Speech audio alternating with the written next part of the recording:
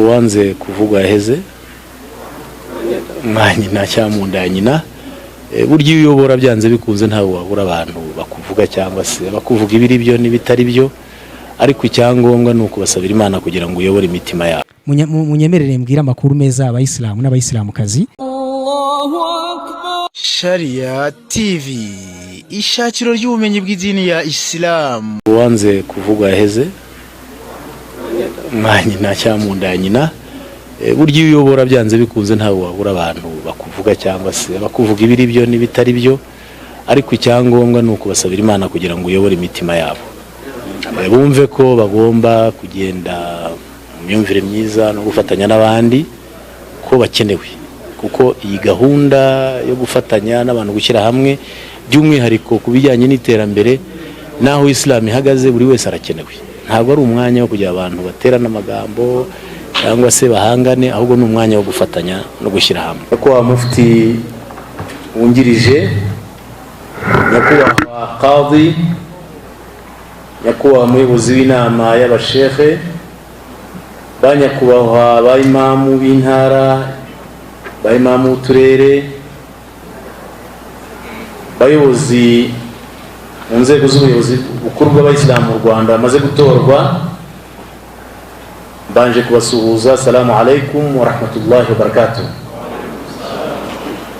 Mu by'ukuri ndagira ngo mbanze mpere gushimira abayisilamu uburyo bitwaye muri iki gikorwa cy'amatora kuva cyatangira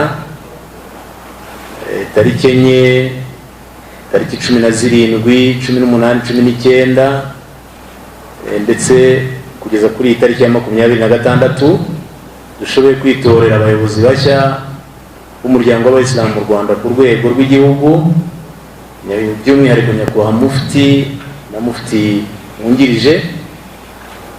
Ndagira ngo rero mbashimire urugendo twakoranye imyaka 8, mu by'ukuri twakoze mu bufatanye ndetse no kugirana inama, aho umwe acisa intege mugenzi we akamutsindagiza. Nibaza ko byadufashije kugira ngo dukore urugendo rwari rugoranye. Abangira ngo rero n'abadufatiye cyangwa se abadusimbuye muri iyi mirimo nabo nibaza ko iyo nama bayifashishije abafasha mu rugendo rwabo rw'ubuyobozi. Mu by'ukuri ubuyobozi ntabwo ari ikintu cyoroshye, ni ikintu gisaba mbere na mbere ubwitange ndetse kikagusaba n'urukundo n'ubushake, bikagusaba kwagura amaso yawe ndetse n'ibitekerezo byawe kugira ngo utagira usiga inyuma cyangwa se ku ruhande. Biragufasha iyo uramutse ugiye muri icyo cyerekezo. Banyakubahwa rero ntabwo ari umwanya wo kuvuga ijambo rirerire, ndagira ngo mbwire nyakubahwa mufti mushya na mufti wungirije n'abandi bayobozi muri rusange yuko urugendo rwo kubaka idini yacu rero buri muyisilamu wese bishingiye ku mahame ndetse no ku nyigisho twavuye n'Imana Muhammad, aho yatubwiye ngo man la yahtamu bi umuri almuslimin falaysa minhum, utazagira uruhare ngo atange umusanzu we, atange icyo agomba gutanga kugira ngo iyi dini itere imbere, ngo nguwo azahite yibarira hanze y'iyo dini, ntabwo azaba yibarizwamo. Twe rero ntabwo twifuza kuba hanze y'idini, tuzakomeza gutanga umusanzu wacu, ibitekerezo uko tubishoboye ndetse n'uburyo mu rwego tuzaturimo, kandi dusezeranya abadusimbuye ko umuco wo kubaha no kubahana ni ihame mu dini ya Islamu, tukaba twiteguye kubaha ndetse no kubafasha igihe cyose bazaba bidusabye. Abashimiye rero iyi nama mu by'ukuri yabaye mu mutuzo, shimira by'umwihariko abayisilamu n'abandi ko twakoranye n'abandi banyarwanda muri rusange, by'umwihariko inzego bwite z'igihugu cyacu, ko nazo turakorana imiryango. Murakoze cyane nyakubahwa wahoze ari mufti w'u Rwanda, twongeye kubaha ikaze by'umwihariko kuri ibi bitangazamakuru. Mutubwire urugendo mwakoze muri ino minsi n'uburyo ki aya matora agenze, murabivuga hirya. Murakoze cyane. Mu by'ukuri rwari urugendo rurerure, urugendo rw'imyaka 8, ntabwo ari urugendo rwari rugufi. Hakozwe byinshi birimo gushyira umuryango ku rwego rw'umuryango, hitabwaho gushyiraho amategeko awugenga yose akeneye gukoreshwa mu muryango, kuko niyo afasha abantu kugira ngo bashobore gukora neza kandi bashobore kugera ku musaruro. Habayeho nk'uko mubizi ko umuryango w'Abayisilamu mu Rwanda mu nshingano zayo za mbere ari ivugabutumwa. Habayeho gushyiraho umurongo ujyanye n'ivugabutumwa, habaho guhugura abakora uwo mwuga ndetse no gushyiraho amategeko. Hubakwa imisigiti myinshi igera ku 120 irenga mu gihugu cyose. Nanone nk'uko mubizi umuryango ureba no ku bijyanye n'imibereho myiza. Hubatswe bimwe mu bikorwa birimo hari isoko rigiye kubakwa riri kurangira i Mugandamure, hari ahandi twa Migina, kuzuza inzu ya Rubavu y'ubucuruzi Rusizi, mu rwego rwo kugira ngo ifashe amikoro ndetse n'ubushobozi umuryango w'Abayisilamu mu Rwanda. Mu rwego rw'uburezi habayeho kongera gushyiraho amategeko arebana n'uburezi bwa Kisilamu ndetse no kuvugurura amashuri, kuko harimo ayari akeneye kuvugururwa, no kuyashakira ibikoresho n'uburyo. Amashuri ya Rwamagana, Musanze, Rubavu n'ahandi, ndetse habayeho no kongera amashuri hano i Mayange. Turimo turahuzuza ishuri rya primaire ryiza mu karere ka Kicukiro n'ahandi. Mu rwego rw'ubukungu, kubera ko umuryango ukeneye ibikorwa binini, nuko twari tugeze ku rwego rwo kubona abafatanyabikorwa bashobora kudufasha, ndetse byamaze no kwemerwa. Igihugu cya Arabia Saudite cyatwemereye ko cyadufasha mu rwego rwo kubaka umusigiti w'icyitegererezo hariya, hari umusigiti wa Al-Fatiha wa Natracom, ariko uzaba ufite n'ibikorwa remezo biwugaragiye n'ibindi, ndetse n'uriya musigiti dufite mu mujyi nawe uzubakwa, igezwe ku rwego rushimishije. Hari n'indi mishinga myinshi irimo icyicaro cy'umuryango w'Abayisilamu mu Rwanda, Abayisilamu benshi bagiye bakibazaho. Nacyo umushinga cyangwa se igishushanyo mbonera cyamaze gushyikirizwa abafatanyabikorwa, kandi biteguye gufatanya n'umuryango mu rwego rwo kugira ngo icyo gikorwa gishobore kugerwaho. Hari n'ibindi byinshi. Muri make rero, kuyobora nyine murabizi ko ni inshingano, kandi inshingano ibigomba kutorohera abayikora, mu rwego rw'ubufatanye n'Abayisilamu by'umwihariko ndetse n'abandi twari dufatanyije inshingano. Hari byinshi twagiye dukora mbere na mbere ku bijyanye n'ubumwe bw'Abayisilamu. Muzi ko tujya mu nshingano 2016, hari haciyeho igihe kinini cyane mu muryango wacu w'Abayisilamu harimo ibibazo by'amakimbirane. Murumva ko rero kugira ngo ujye kuyobora abantu banza kwibanda kuri ubwo bumwe, kongera kubwubaka neza.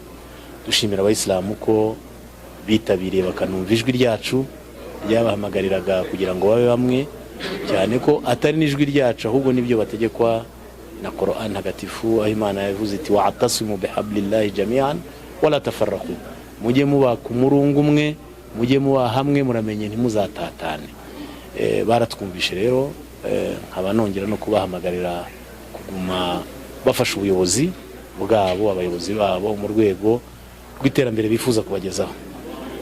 Ni urugendo rero rutari rworoshye, ariko Imana yaradushoboje, aho byari bigeze byari byiza cyane. Mwari mufite amahirwe yo kongera kwiyamamaza, ariko muhariye nyakubahwa mufti w'u Rwanda mushya, bitewe n'iki amahirwe mwari mukiyafite? Ikibinteye cyane mu by'ukuri, niba wenda buriya amateka yanjye muri iyi mirimo y'ibwirizabutumwa ni maremare.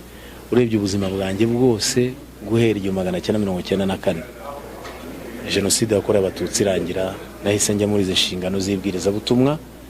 Igero kirageze yuko natwe abasore nkamwe tubarekera nabo kugira ngo nabo, kuko n'ubundi niho bigomba kugana, kuko aba basore murabona ko dufite abasore kandi bafite ubushobozi n'ubushake, cyane ko nyakubahwa mufti watowe uyu munsi ni umuntu nawe umaze igihe kirekire ufite ubunararibonye n'uburambe, by'umwihariko nge twakoranaga, namubera umuhamya. Bityo rero iyo ubonye umuntu ushobora kuba yagusimbura cyangwa akakuruhura kandi mu by'ukuri nawe wari ubikeneye, nta mpamvu yo kugira ngo ujye gufata mbese uvuga uti ndashaka kuza ku buyobozi. Oya, mu buyobozi bw'uyu munsi ntabwo ari umuco mwiza, kandi muzi ko turi mu gihugu cy'imiyoborere myiza, turabibona hirya no hino aho abantu bahererekanya inshingano bagasimburana. Ni muri urwo rwego rero umwanya munini wanjye nawukoze muri izi nshingano, ariko igihe kirageze ko nanjye najya hariya nanjye nkayoborwa, ahubwo nkasigara mu rwego rw'ubujyanama no kugira inama bagenzi banjye kugira ngo bashobore kugera ku nshingano, kuko twese icyo twifuza ni ukugira ngo idini yacu itere imbere kandi igihugu cyacu gikomeze gitera imbere. Ku mbuga nkoranyambaga hari ababashyize mu majwi muke n'umuyobozi w'Abisilamu mu Rwanda, ukabona baravuga ibintu bimwe rimwe bitubahisha abantu n'ibindi by'umwihariko. Nyuma y'aho nibakomeza mushobora kubakurikirana bisanzwe cyangwa muzituriza nk'umuyisilamu? Ndibaza ko buriya ngo uwanze kuvugwa yaheze nka nyina cyangwa mu nda ya nyina. Burya iyo uyobora byanze bikunze ntawe wabura abantu bakuvuga cyangwa se bakuvuga ibiri byo n'ibitari byo, ariko icyangombwa ni ukubasabira Imana kugira ngo uyobore imitima yabo, bumve ko bagomba kugenda mu myumvire myiza no gufatanya n'abandi, ko bakenewe. Kuko iyi gahunda yo gufatanya n'abantu gushyira hamwe, by'umwihariko ku bijyanye n'iterambere n'aho Islam ihagaze, buri wese arakenewe. Ntabwo ari umwanya wo kugira abantu baterana amagambo cyangwa se bahangane, ahubwo ni umwanya wo gufatanya no gushyira hamwe. Amatora yabaye mu mucyo twabibonye, ikimubwira bamwe bakivuga ko nta matora ajya aba mu bayisilamu bafite iyo myumvire iri hanze, ikintu we ubutumwa mu bagenera uno munsi? Icya mbere cyo nabanza gukuraho urujijo ni uko atari byo, kuko nk'uko mwabikurikiranye kandi twarabitangaje mbere uko amatora atangira, twakoze itangazo rimenyesha amatora, tumenyesha urwego rw'igihugu rushinzwe imiyoborere ko twifuza kujya dusubukura amatora, n'urwego narwo ruratwemerera. Rumaze kutwemerera tubitangariza abayisilamu muri rusange, ndetse tubaha n'ikirangaminsi cy'amatora. Uwashaka kugira ngo ahatane nawe ayo mahirwe yarayabonye. Uko byagenze rero mwarabikurikiranye, habayeho twatangiye tariki 4 z'ukwezi kwa 5 aho twatoye komisiyo y'amatora. Mwayibonye ko ikoze akazi keza, tuyishimira cyane, kandi baza ko Abisilamu bazakomeza kuyishimira.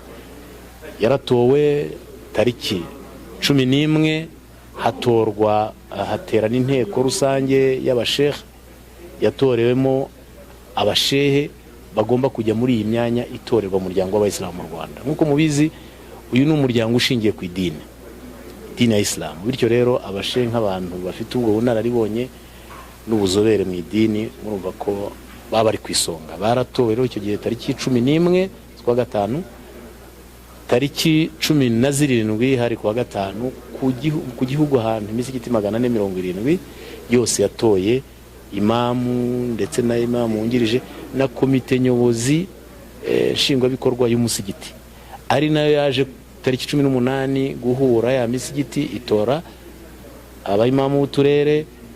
Ku cyumweru tariki 18 batora abayimamu b'intara. Ni ibintu byabaye